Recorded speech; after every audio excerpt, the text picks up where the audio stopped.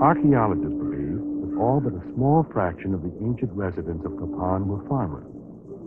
At its height in AD 800, only 27,000 people lived in the Copan Valley. But what happens to households as the population increases, when a society is transformed from rural to urban?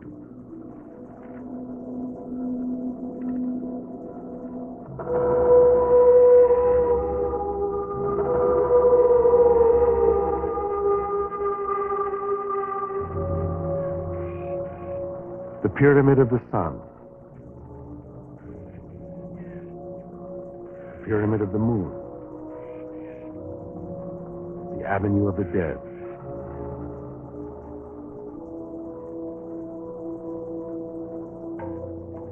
These are the crowning achievements of Teotihuacan, one of the largest cities in all of the ancient world.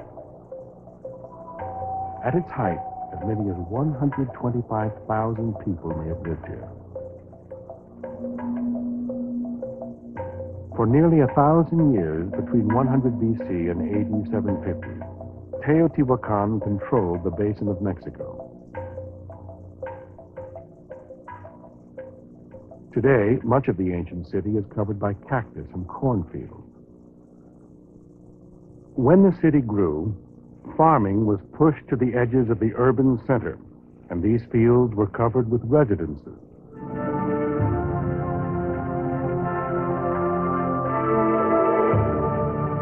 Well, one of the amazing things about Teotihuacan is that it's a city, and even though right now it's an agricultural field, you see cactus everywhere, you can still tell it's a city because the surface of the ground is littered with artifacts. They're everywhere. We can see that we have a site.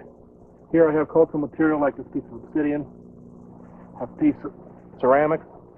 All this stuff here tells me that people lived here. And by noting the artifacts on the surface, I can get an idea of how big their residences were, how many residents there were in the city as a whole, and get some idea of the size and number of people that lived here.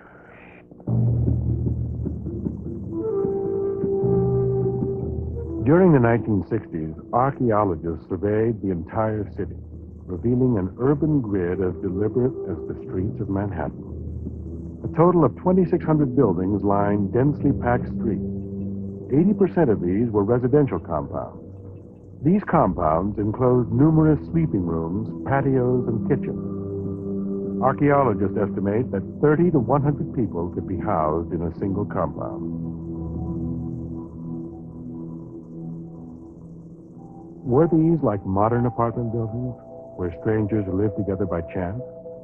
Or was there a thread of kinship connecting the residents of these large compounds? What clues were left behind of Teotihuacan's family? We usually bury in cemeteries, set apart from the places where the people lived. That makes it difficult to tie them back into their living quarters.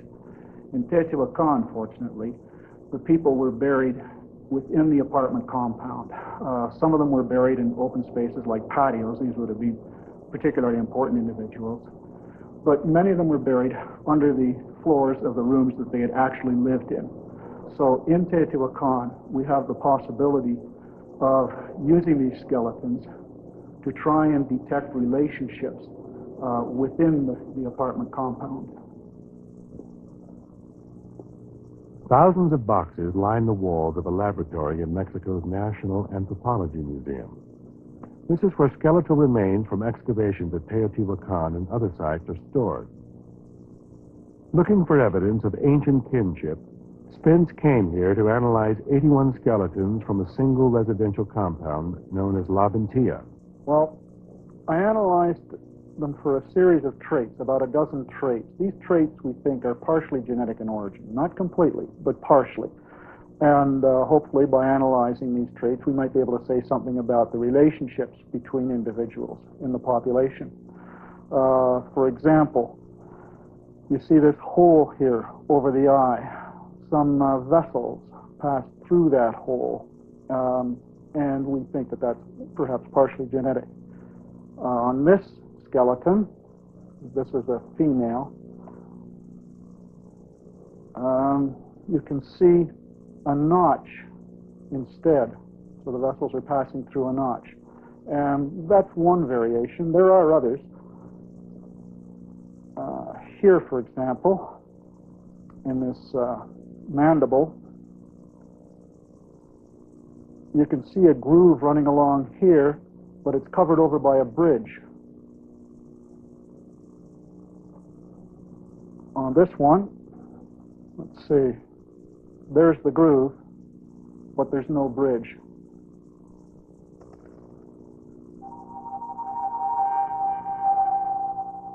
Comparing the bones from Laventia, Spence came upon some startling results. Similar traits recurred frequently among the male skeletons. For example, 18 out of 20 male skulls had a hole directly over the eye socket. I think this means that Laventia, then, the social group occupying Laventia, was based on a core of related males, related male kinsmen, and that the females in the area had married in there from a variety of different places.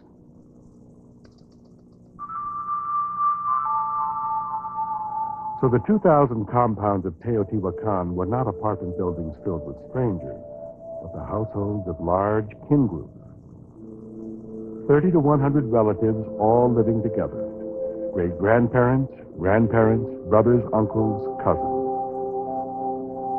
This kind of extended family is what is called a lineage. A lineage is a group of people related either through the male line or the female line, but it's more than just that.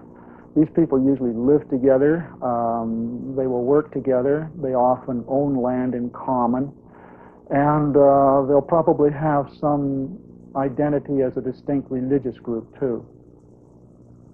Were the lineages of Teotihuacan unified by religion? Again, household excavations provided answers. In all the compounds that have been excavated, there has always been a central courtyard, and in the middle of it, we generally find some kind of architectural feature.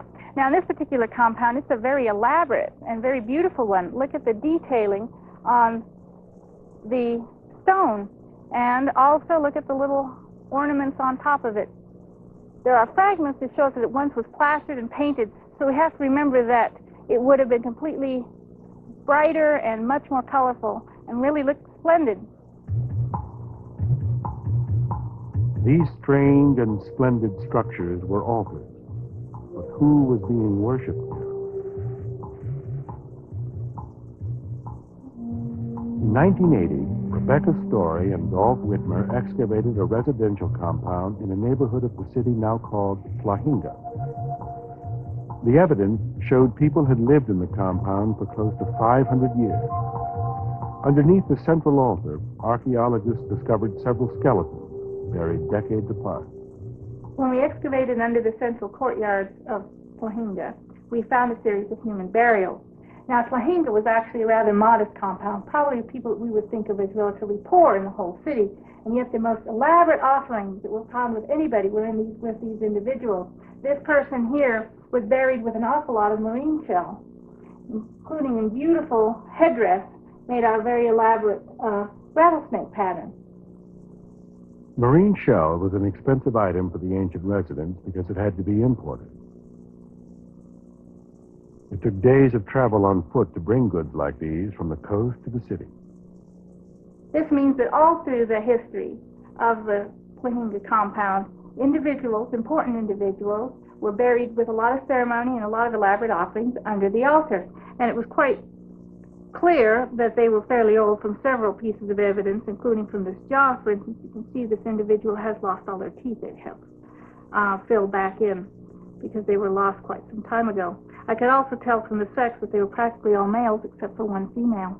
Putting all the evidence together of the age, the sex of the individuals, and the elaborate offerings, it looks like they were very important people in the compound who were buried in a special place with a lot of reverence and ceremony and wealth. That means probably that they were heads or other important people in the compound, and they were placed on the altar deliberately so that they could be venerated or worshipped by the residents of the compound as ancestors.